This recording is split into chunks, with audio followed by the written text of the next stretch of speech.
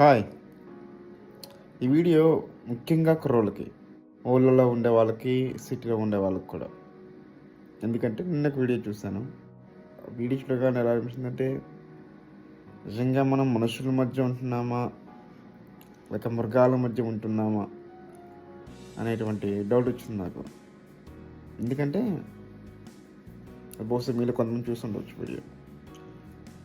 ఒక పెద్ద ఆయన ఉన్నారు, ఇంట్లో ఉన్నారు, ఆయన చనిపోయి 10 రోజులు అవుతుంది బహుశా. కుర్చీలో మొత్తం చనిపోవడం వల్ల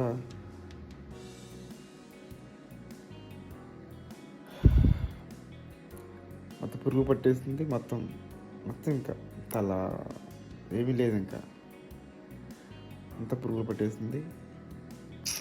ఇంకా బాధాకర విషయం ఏంటంటే ఆయన తీస్తున్నారు బయటికి, ఇద్దరు తీస్తూ ఉంటుంటే ఆ మనిషిని లేపుతున్నప్పుడు కింద పట్టంత అలా ఉండిపోయింది.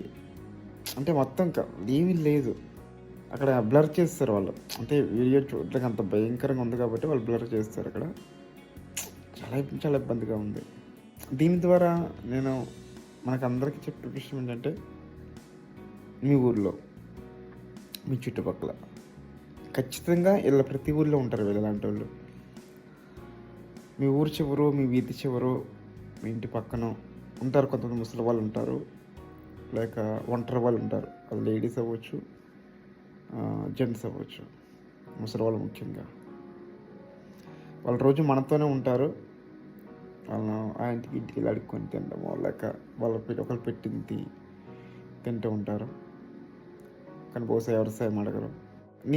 నా బాధ్యత ఏంటంటే, అలా వెళ్తున్నప్పుడు, అలా ఆ ఇల్లు క్రాస్ చేస్తున్నప్పుడు వీళ్ళు ఉన్నారా లేదా, తిన్నారా లేదా.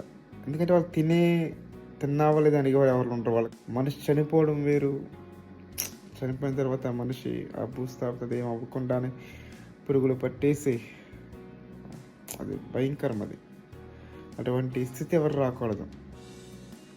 అందుకే చూడండి, ఎంత లేనివాడైనా సరే మనిషి చనిపోతే అంగరంగ వైభవంగా ఊరేగిస్తారు.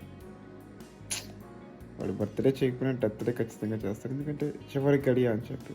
అటువంటిది మనలాంటి తోటి మనిషి, మన తాతలు అంటే ఒక తాత, మన తండ్రి అంటే ఒక తండ్రి, మన ఇంట్లో ఉన్న ఒక మామలు అంటే ఒక మామ ఎవరు లేక పురుగులు పట్టి చనిపోతే పురుగులు పట్టే స్థితి రాకూడదు.